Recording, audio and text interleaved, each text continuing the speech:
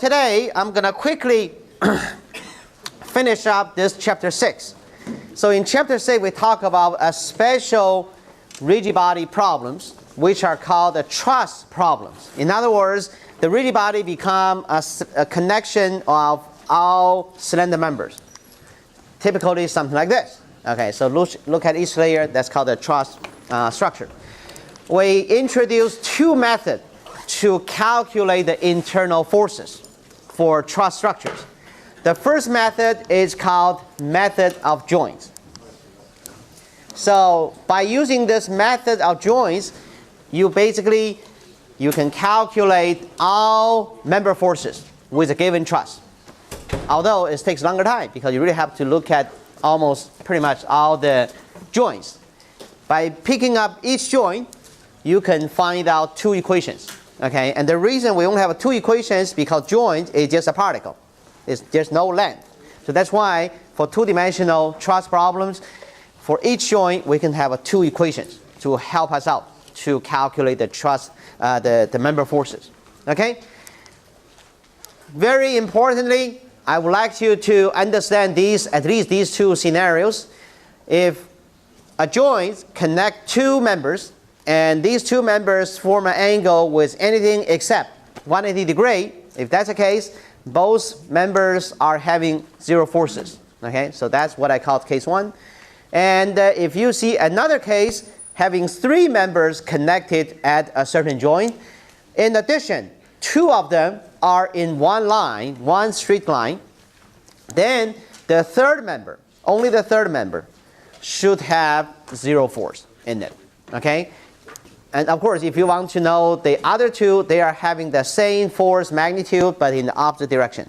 So if this is in compression, this should be in compression. If this is in tension, that should be in tension. However, the magnitude of these two member forces are equal.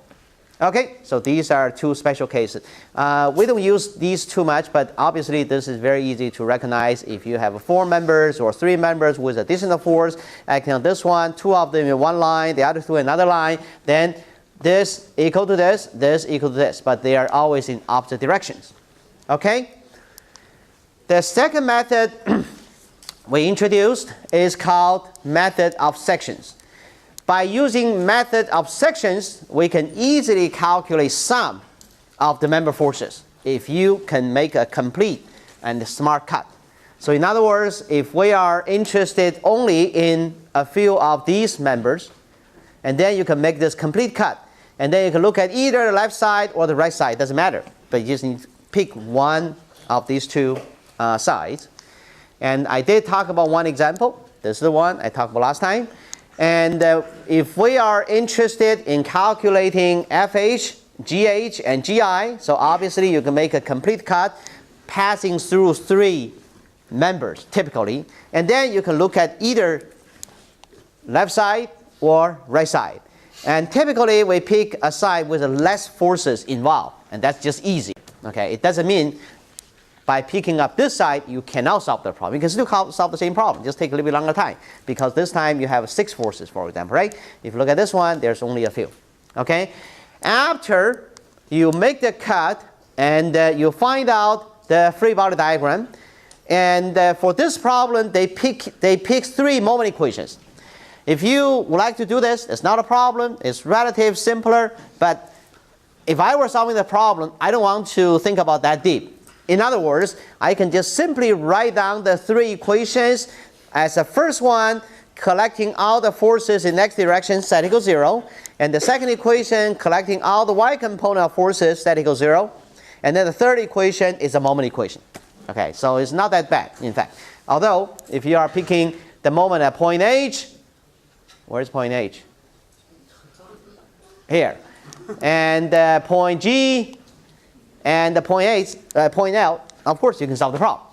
But you don't have to use exactly this way. Okay, it's really up to you. In other words, I would rather to use a standardized way, because then for any problems, I can guarantee to solve those. Okay, but if you want to take advantage of this one, there's really nothing wrong either. Okay, so today I would like to just talk about a little bit further to let you know, these so-called smart cut. Okay, but in other words, on the other hand, I'm not going to give you those questions in any these kind of tests. Okay, if I do, then I'm going to tell you how to cut. Okay, because these are kind of like a weird cut, but it's very smart, so that you will see you can solve the problem. Okay, so let's take a look. So let's look at this structure, right? Obviously, there's a truss structure. At point A is supported by a pin. At point P is supported by a roller. In addition, there are 3 applied load acting on I, L, and O respectively. Now, let's say if we're interested in calculating the force in members EH and GI. EH, this is EH, right? And GI, this is GI.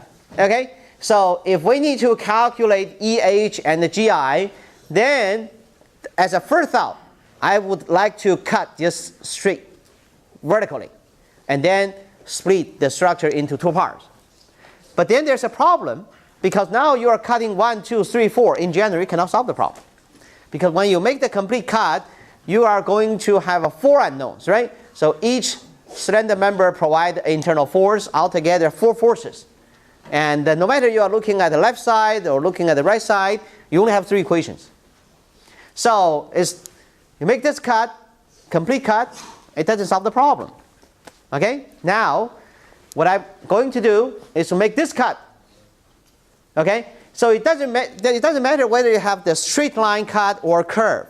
The bottom line is you need to make a complete cut so that the structure will split into 2 parts, separate. So if I make this cut, then obviously the structure will fall into 2 parts, right? That's not a problem. But then you can see there are also 4 forces. 1, 2, 3, 4. There are also 4 forces. Well, the good thing is, if you look at those 4 forces more carefully, let's say we look at the left side. Okay, so we make this cut and look at left side. We have 1 force, another force, 3rd force, and the 4th force, right? Among those 4 forces, 3 of them going through this point, point G. Okay, so this force obviously going through this point G, whether it's leaving or towards, doesn't matter, it's going through this one. And then FG is going through point G as well. Okay, that's easier to understand. But if you look at the EF, so there is a force, after you cut this one, there is a force acting on point E, either leaving or towards, doesn't matter. It's called the FEF. But EF is also going through point G. See, among those 4 forces, 3 of them are going through this point G. If that's the case, then you can take a moment at point G. If you take a moment at this point G, then what? Then you only have 1 unknown, which is called the FEH, involved in that equation. Okay, so you have a moment equation at point G, and only 1 unknown involved. Well, we solve the problem. So very easily, if you make this cut and you take the moment at point G, you cut this one and then you pick the left side, okay, and you take a moment at point G, then you can calculate FEH. And basically, they ask you to calculate FEH. Okay? So, by going through this cut, you can find out FEH. Similarly, you take a moment at point E this time. If you take a moment at point E, among these 4 forces, right? Among these 4 forces, 3 of them also are going through point E. So if you take a moment at point E, then this force will now be involved, this force will now be involved, this force will now be involved, because they are all going through this point E. Only this force, FGI, will be involved in the moment equation at point E. And then you solve for FGI, because that's the equation allowing you to solve for FGI. So the question asks you to calculate FEH and calculate FGI, and through these 2 moment equations, problem got solved if you are making this cut. Okay? But this cut cannot solve this force and this force. Even though you are showing the internal force, this and this. After you make this cut, you can draw the free body diagram. There are 4 forces showing up in this side. But again, you cannot calculate FGF and FEF. Because in general, there are still 4 unknowns. But among 4 unknowns, you can solve 2. But unfortunately, you still cannot solve these 2. No matter what kind of moment you want to collect, you think about it. Okay? But the question doesn't ask you anyway. So the question is basically asking you this and this. Okay? So if you, of course, if you want to calculate this one and this one, then you do the similar cut. Now, if you look at this more carefully, let me ask you another question. You see, when I make this cut, I'm looking at the left side so that I can calculate these 2 forces. But when I'm calculating these 2 forces, these 3, 12 kips, 12 kips, 12 kips, are not involved in my left part free body diagram. Is there anything wrong? In other words, if I gave this one 24, 24, 24, it would change the magnitude of these forces or not? So again, when I make this cut, right, I'm going to look at the left side. I'm going to look at the left side. By looking at the left side, these forces will not be involved on the left side. So then when I take the moment at this point, or I'm taking the moment at this point, these forces apparently are not involved. So then, can we conclude FEH or FGI have nothing to do with these 12 kips, 12 kips, 12 kips? It will be involved, because by common sense it has to be. Because if you don't have these forces, these 2 forces are supposed to be 0.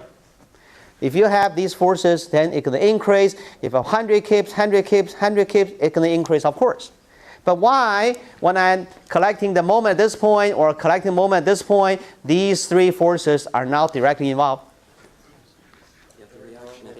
Right. So keep in mind, as a first step, we always need to look at the entire structure. Look at the entire structure and calculate those reactions first. So the reactions at this point and the reaction at this point will be directly dependent on these applied forces. So even though I'm not going to draw these forces on left side of the structure, but this one you need to calculate, and this should be dependent on the real applied load on the left, on the right. Okay, so good point. So basically, it will be involved. Okay, so let's look at another example. Any question about this one? Any question about this one? Because sometimes you just have to make kind of smart cut to calculate some forces. Okay, although it's hard to imagine like this way. Okay, but this is the example I just copied from the textbook. I just want to show you sometimes you may not need to have a straight line cut. But most problem you need to make straight line cut or straight line but tilted. But this is kind of curve cut, right? Okay, let's look at this one. That's very similar, in fact. With given this kind of structure, a truss, with the 3 forces acting like this way. So now this time we need to calculate the forces in member HJ and IL. HJ, H, where's H? Here. H, where's J? Here. Wait. H. It's for the HJ and IL is for the top property. That makes more sense. Yes, HJ, right, HJ and L, right, that's right. But then this one, okay, so this one, yeah, I'm sorry, you're right. I did not copy the question, right? So let's assume the question here. So with this given structure, I think most likely we need to calculate DG and FI, okay? So DG and FI.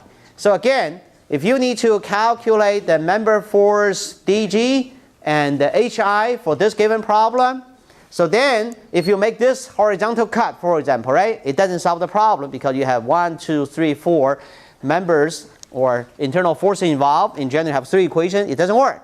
But if you make this kind of smart cut curve, for example, even though you are still having 4 forces involved, either after you make the cut, complete cut, right, the structure will split into the upper part and the bottom part. Okay, so then, and then among those 4 forces, 3 of them are passing through this point. So if you take a moment at this point, then you can calculate Fi. Or if you calculate the moment at point F, you can calculate dg, similar to this. Or if you want to calculate Gj and Ik, you do this kind of cut. Okay, so just want to show you these 2 kind of special truss structures. Sometimes we do need to make a curve cut. Okay, I got these 2 questions from the homework questions, as you can see from chapter 6. Okay, so you don't have to carefully think about how to make this kind of curve cut, because it's a challenge, and sometimes I even do not know. Okay, so don't take very difficult question and ask me. Sometimes I may not know either. That's the end of chapter 6. So basically 2 methods you need to know. One is a method of joints, and then one method is called the method of sections. Okay, and typically you need to make a typical cut with the 3 members involved, but you need to make a complete cut. Okay, so that the structure will split into 2 parts. Okay.